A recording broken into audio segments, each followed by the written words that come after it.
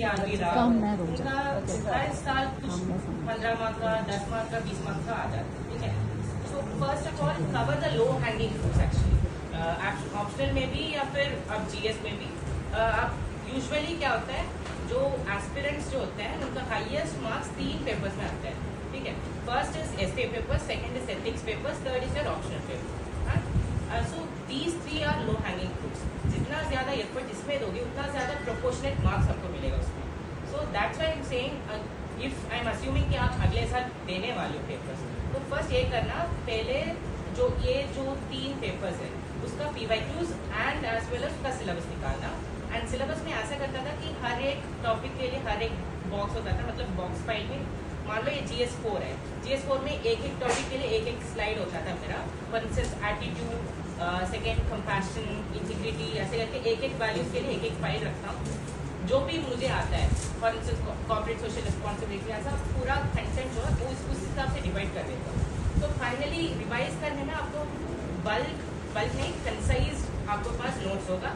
And revision as well as practice, revision as well as practice is very important. जितना ज़्यादा books पढ़ोगे, मतलब I would personally prefer read one NCERT and if there is time for you read another standard book, that's it. उसमें 2-3 book मत पढ़ना, क्योंकि आप revise नहीं कर पाओगे। At the end of the day this examination is all about your performance in your examination.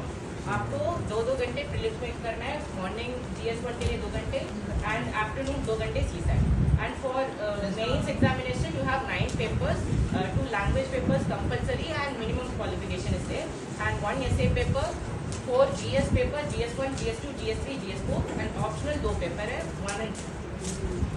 तो इसमें क्या होता है, you have first starting with essay paper, essay morning होता है, afternoon is break, second day is GS1, GS2 लगातार, GS3, GS4 लगातार अगले दिन।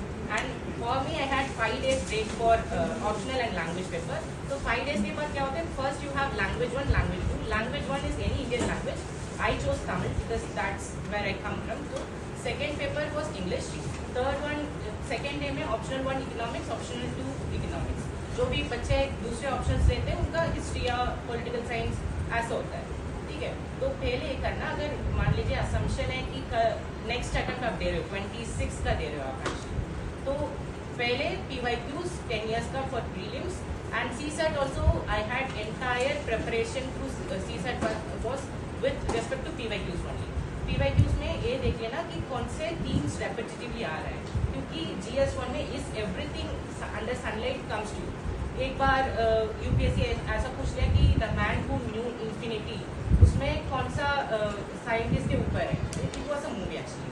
This time they have asked about Subramaniam Jaishankar का book the India way and why Bharat matters.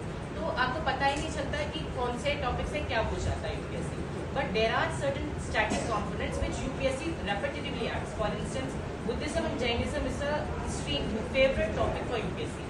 या तो architecture आ जाता है, या तो स्कॉलर्स के ऊपर आ जाता है, कुछ लिटरेचर उसके ऊपर आ जाता है।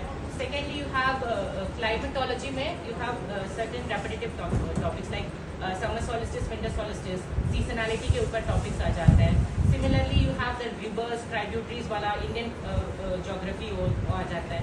And similarly you have biotechnology is also very important topic. You have genes, T cells, B cells, immunity के ऊपर क्वेश्चंस आ जाते हैं। तो उस रेपरेटिव टीम्स के हिसाब से if you can make notes, you can make notes. Actually मेरा जो प्रीलिम्स का नोट्स था वो एंटायरली PYQ के बेस पे नोट्स था।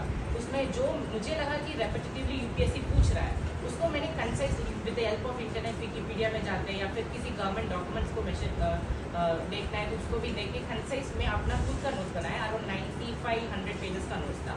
So before going to prelims examination, I just had a glance through it, and for CSAT, I have made some 15 to 20 formulas.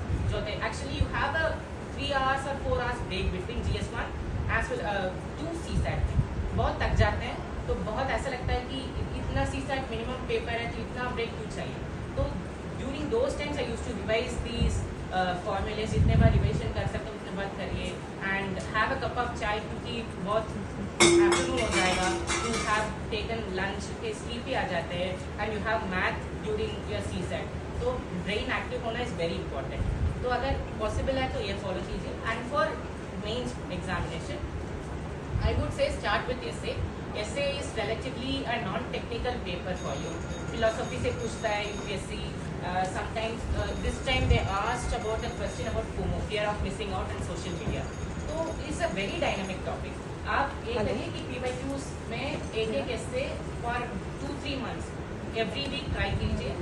किसी आप अगर प्रोफेसर से करेक्ट है तब इवैल्यूएट कर सकते हो, या फिर अपने भाई बहन मम्मी, अगर मम्मी पापा ग्रेजुएट है उनका दिखा के बोलिए कि आपको क्या लगता है क्या मार्क्स आएगा.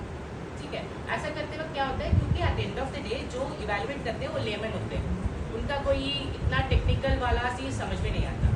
ठीक है, कि जितना simplified, elaborate as well as multiple dimensions आप एसे में एक्सप्रेस करेंगे उतना ज़्यादा मार्क्स मिलता है आपको एसे. I got 114 this time, which was pretty good marks actually. And usually if you are a very good essay writer, you get marks up to 130, 135 actually.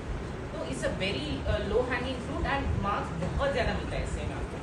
Second, I would say ethics is again a very scoring paper for you. Again, ethics के लिए you have two parts actually. One is case study, another is theory.